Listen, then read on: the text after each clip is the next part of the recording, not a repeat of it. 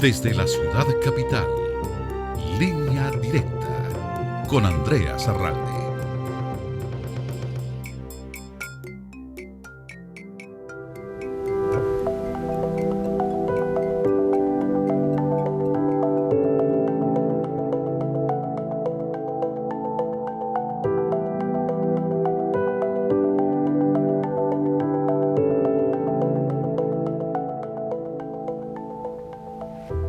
Bienvenidos a Línea Directa, yo soy Andrea Zarralde. Hoy estamos comenzando una serie de 3 programas acerca de uno de los temas que más afecta la vida del inmigrante latino en Estados Unidos, el racismo. Tristemente sabemos que la comunidad latina ha sentido las consecuencias del racismo en casi todas las actividades de la vida diaria: la vivienda, el empleo, la educación, la salud. Nuestras familias son fuertes y siempre han luchado para superar esta discriminación. Pero en los últimos años hemos visto un cambio importante. Lo que antes eran actitudes negativas hacia nuestra comunidad se han convertido en acciones crueles, inhumanas y en algunos casos hasta violentas. Ya no es suficiente llamarnos invasores o criminales. Hoy estamos escuchando cómo líderes nacionales hacen propuestas de ley que exigen la organización de redadas masivas y deportaciones de millones, la construcción de campos de detención y el regreso a la separación de familias como castigo para querer entrar al país. Hasta le quieren negar la ciudadanía a los niños nacidos aquí en Estados Unidos si uno de sus padres es indocumentado. Como vamos a ver en nuestro programa, en la historia, el racismo también se ha conocido por el término supremacía blanca. Es muy importante comprender el significado y los orígenes de este concepto, pero a la misma vez queremos aclarar que las grandes victorias en contra del racismo y a favor de los derechos civiles de los grupos minoritarios se han podido lograr gracias al apoyo de nuestros grandes aliados en las comunidades blancas, afroamericanas y asiáticas. Todos estamos unidos en contra del racismo. Para hablar acerca de cómo la discriminación está afectando a la comunidad latina, conversamos con uno de los líderes más respetados en la ciudad capital, Abel Núñez, director ejecutivo de la organización Carecen.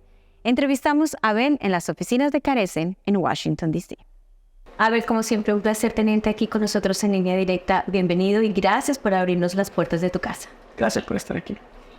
Los inmigrantes latinos en Estados Unidos definitivamente tienen mucha experiencia con el racismo.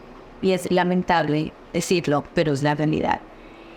Lo que se conoce también como racismo, hay otras palabras y ahora es muy popular, la de supremacía blanca. Pero para que nuestra gente entienda qué significa realmente este concepto de supremacía blanca. Bueno, la supremacía blanca es toda la infraestructura, todos los sistemas que asegura que la comunidad de descendencia europea blanca sean los que siempre estén en el poder, porque asume de que ellos son los mejores para manejar todos los bienes de una nación y que todas las otras comunidades de color, indígenas, afrodescendientes, en realidad no tienen la capacidad para hacerlo. Eso es una estructura, un pensamiento que ha existido en este país, pero también que lo tenemos desde Latinoamérica, pero funciona un poco diferente.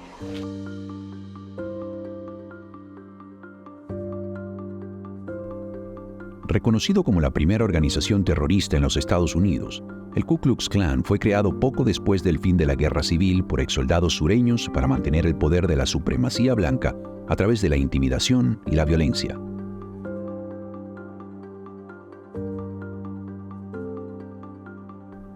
Los encapuchados blancos quemaron casas y escuelas, golpearon y mutilaron sin piedad, y en sus linchamientos colgaron a miles de víctimas inocentes. La misión del KKK era negar los derechos ganados por la comunidad afroamericana, prevenir su voto, eliminar sus escuelas, destruir sus negocios y vengar la humillante pérdida de la guerra civil. A ver, la liberación de los esclavos resultó en la creación de organizaciones violentas y fanáticas como el Ku Klux Klan. Quienes lo conocen, este es o por nombre, si lo conocen por estos hombres de blanco encapuchados que aterrorizaban a la comunidad afroamericana con actos muy crueles como linchamientos. Hoy más que nunca es importante recordar que estos grupos racistas pensaban también que los latinos eran seres inferiores, que éramos menos y que ellos tenían poder sobre nosotros. Esta historia recibió violento de una manera muy fuerte, se ha acrecentado con las comunidades latinas y con las comunidades afroamericanas. ¿Qué tenemos que tener en cuenta respecto a estos grupos racistas? Bueno, hay que reconocer que estos grupos usan la violencia para control, ¿verdad? Y esto lo hemos visto y lo experimentamos en muchas comunidades latinas que han huido de sus países, donde los estados usan la violencia. Yo creo que la diferencia de la violencia racial que se visto en este país es que ha sido patrocinado por los gobiernos, a veces los gobiernos locales. Era un instrumento del sistema para controlar a la gente. Y era un control, o sea, bastante fuerte, donde mataban a la gente, los intimidaban, los amenazaban, ¿verdad? Y esto seguía independientemente si éramos afroamericanos o latinos, ¿verdad? Eran todos aquellos que no conformaban o que no eran de descendencia europea blanca.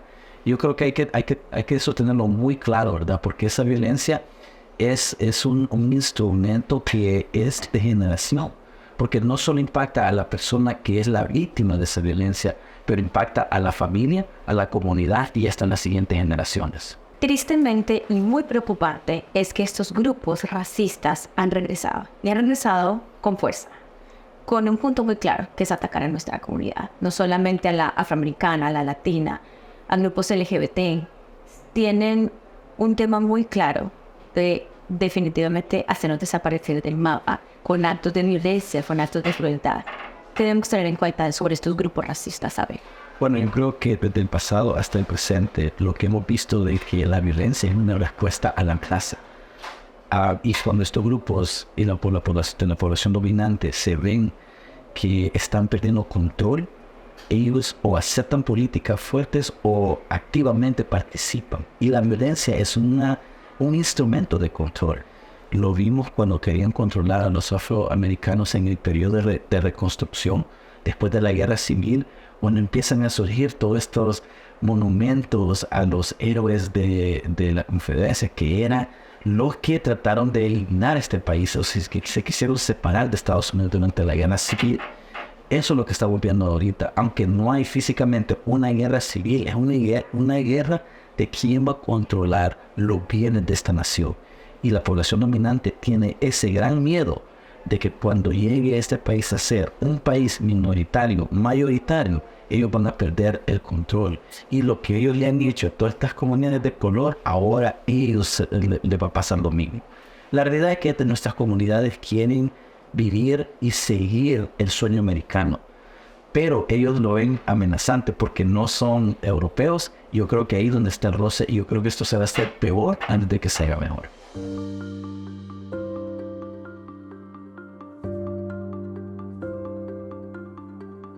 La causa principal de la guerra civil en Estados Unidos fue la esclavitud. Entre 1861 y 1865, se estima que 618,000 personas murieron en el conflicto, 320,000 del norte y 258,000 del sur. En esa época, el país tenía aproximadamente 4 millones de esclavos africanos. En los 1800, el trabajo forzado de esclavos africanos en los campos agrícolas del sur de los Estados Unidos fue responsable de convertir al país en el segundo poder económico más grande en el mundo, después de Gran Bretaña. Esto tenemos que despertar ante lo que está pasando en contra de la violencia en Estados Unidos, Abel. ¿Cuál es el mensaje para precisamente nuestras familias que entiendan que estamos reviviendo la historia y el ataque directamente contra nosotros? Yo creo que primero es uno de reconocer que nosotros no estamos aquí y que no aportamos nada, que nosotros somos un grupo, una comunidad que aporta recursos y fortalece la nación. Por lo tanto, merecemos ser parte de todos los aspectos de esta sociedad, política, económica, cultural, ¿verdad? Tenemos que ser aliados plenos en esta sociedad. Desdichadamente, lo que hay que reconocer es de que históricamente tenemos una prepotencia de una comunidad que se va a sentir amenazada. No hay que olvidarnos que las estadísticas demuestran que para el año 2050 este país por primera vez va a ser un país que se autodenomina mayoritario minoritario. Eso quiere decir que la población dominante en este momento de descendencia europea blanca va a ser minoría cuando uno suma los latinos, los afroamericanos, los asiáticos y todas las otras nacionalidades, o con lo que les autodenominamos personas de color. Y yo creo que esa es una amenaza, un peligro que ven tan grande que hasta mucha gente que no dice que no tiene odio va a tolerar políticas macabras en contra de nuestra comunidad. Y ese es precisamente el miedo que tienen las personas y las que se fundamentan para atacarlos. En ver cómo van a cualquier lugar y ven rostros o gente de color, cómo las comunidades están creciendo con fuerza, cómo estamos realmente creciendo en este país. Y ese miedo, basado en ese miedo, es que nos están atacando, y las matanzas, algunas matanzas tienen nombre y apellido que son en contra de comunidades de color. Y eso es esos son los peligros latentes. Pero ¿cómo podemos entonces hacer entender a nuestra comunidad que eso puede cambiar gracias a qué? ¿Cuál es nuestra labor? Bueno, una de las cosas es de que este país ha creado una estructura de participación, ¿verdad? La Constitución en su fundación, aunque fue creada por hombres blancos de descendencia europea, y en realidad protegiendo sus derechos, las palabras que están en esta Constitución, que es la fundación jurídica de nuestra nación, Estados Unidos, en realidad le aporta la habilidad de diferentes grupos a ser parte de esta nación, ¿verdad? Uno dice en la proclamación de la independencia, tenemos el derecho de seguir a llegar a la felicidad, ¿verdad? De que todos los hombres son creados iguales. Pues claro, de que cuando ellos lo escribieron estaban claros que era solo hombre rico, blanco, con propiedad.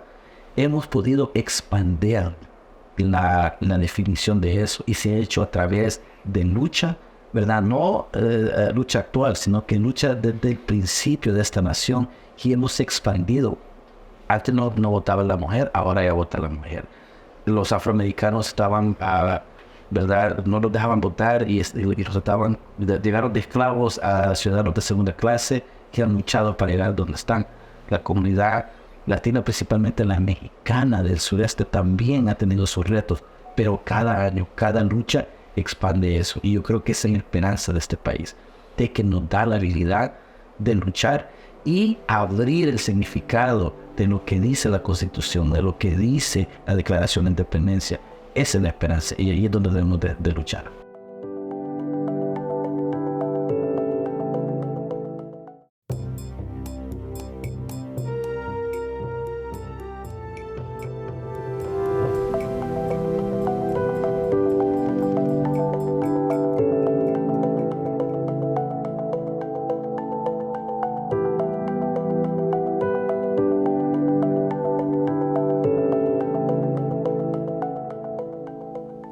Pocos años después de la Guerra Civil, políticos racistas del norte y del sur se unieron para aprobar leyes locales y nacionales que legalizaron la segregación y la discriminación racial en la vivienda, educación, salud, negocios y muchos otros aspectos de la vida diaria.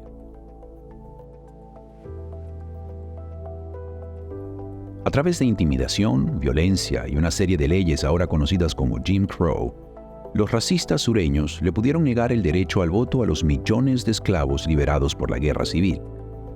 Los afroamericanos no pudieron recuperar su derecho al voto hasta que se aprobó el Voting Rights Act de 1965, 100 años después del fin de la Guerra Civil. Estos actos de crueldad y violencia definitivamente han sido amenazas claras y latentes sobre estos casi campos de concentración masivos que piensan construir para detener ahí a inmigrantes, separación de familias. Vemos cómo los buses han venido desde la frontera sur a nuestra ciudad cargados de inmigrantes, muchas veces en época de invierno sin abrigo, con hambre. Estas son amenazas que estamos viendo en este momento, que definitivamente ya los vivimos en la administración anterior, pero pueden pasar y pueden ser aún más graves. Esto es un acto de racismo. Sí, específicamente porque es las personas que vienen. Y esto no es una amenaza de retórica política. Esto puede ser real. Lo hemos visto en nuestro pasado con los japoneses en la Segunda Guerra Mundial. Todo en la defensa de la nación, porque en esos términos los pone, ¿verdad? Y si ellos dictan de que este flujo migratorio es una amenaza a la nación, van a hacer cosas que nosotros en este momento pensemos que sea retórica, o esa es la derecha, es algún político loco que anda hablando. No, hay que estar claro de que esto va a pasar porque empieza con cosas simples, como aumentando el número de patrulla fronteriza, o abriendo un centro de atención familiar, y eso va creciendo a centros de concentración, ¿verdad? Los ponen en lugares donde son los desiertos, donde hay calor extremo, ¿verdad? O condiciones difíciles, porque no solo lo hacen para tener esas estructuras, pero lo hacen de una manera extremadamente cruel, ¿verdad? Porque quieren castigar a la gente por el hecho de pensar de entrar aquí sin permiso, ¿verdad? Esto es una estructura real. ¿Y qué pasaría en el área de Washington específicamente con nuestra comunidad y familias inmigrantes si estas amenazas se hacen realidad? Y bueno, es algo que debemos de entender, de que ya hay leyes que le otorgan la habilidad a la patrulla fronteriza y a otros policías a hacer mucho a detener a nuestra comunidad. Te explico.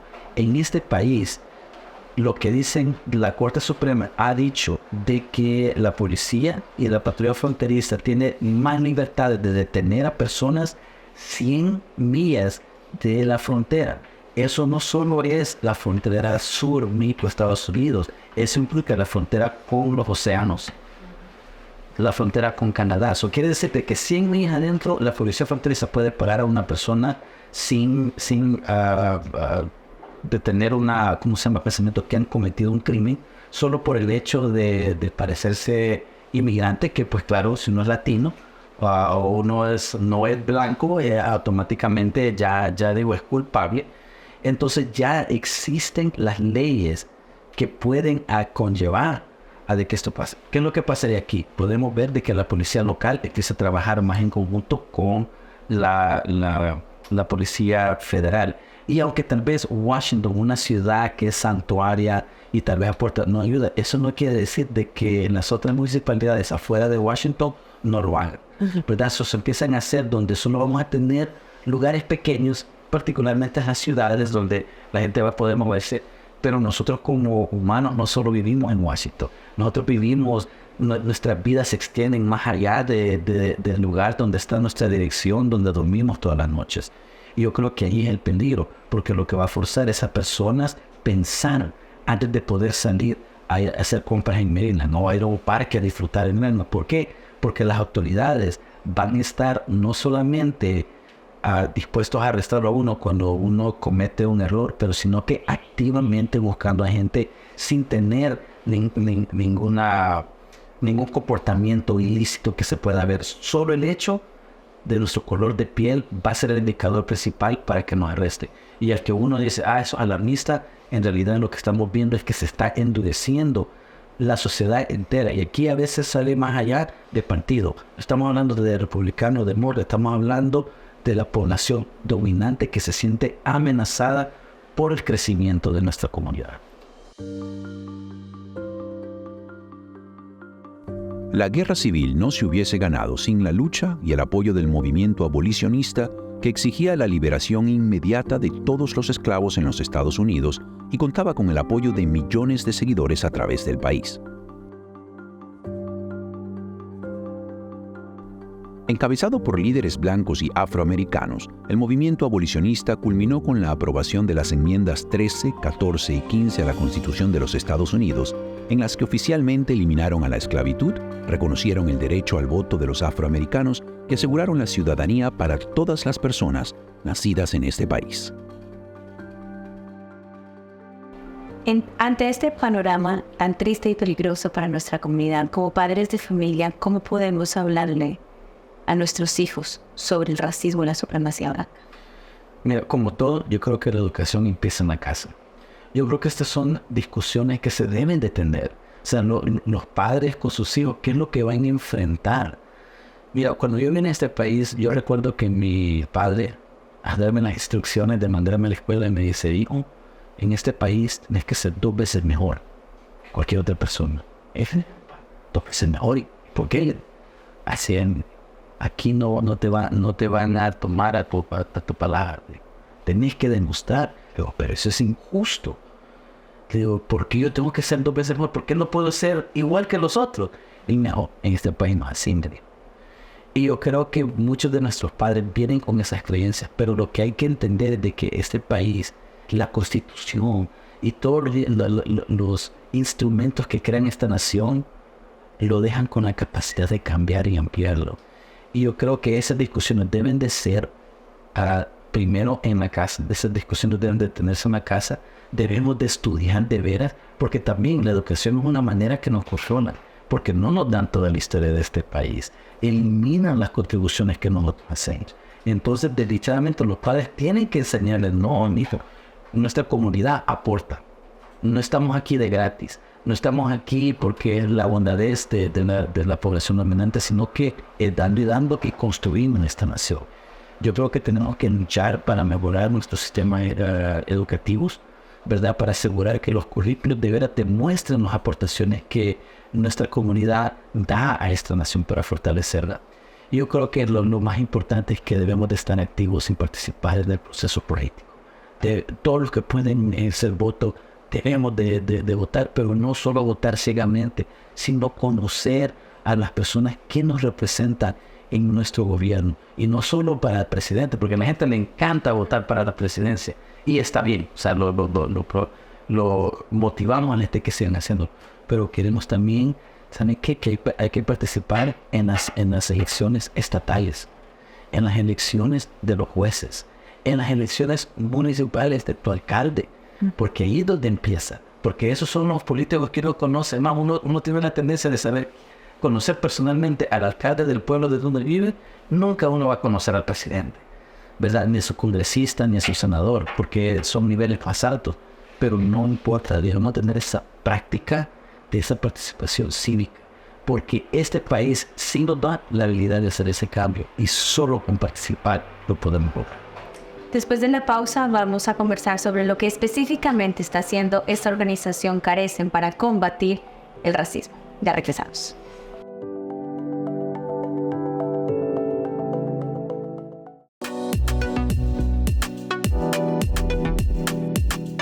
Desde el principio de la pandemia, los trabajadores latinos han sido verdaderos héroes.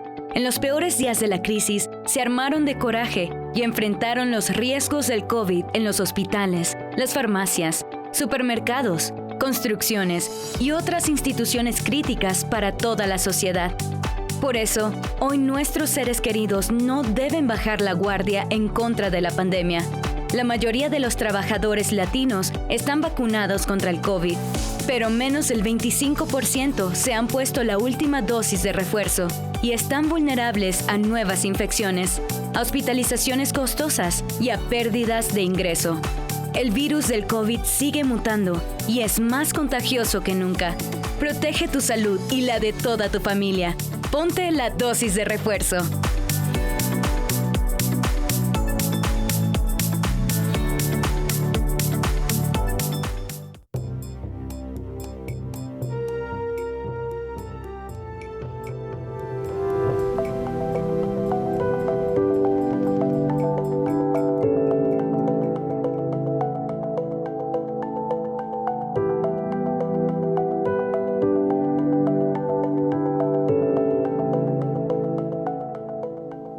Como la ley los consideraba propiedad sin derechos humanos, esclavos que no cumplían su cuota diaria en los campos agrícolas eran castigados con azotes y otros métodos crueles.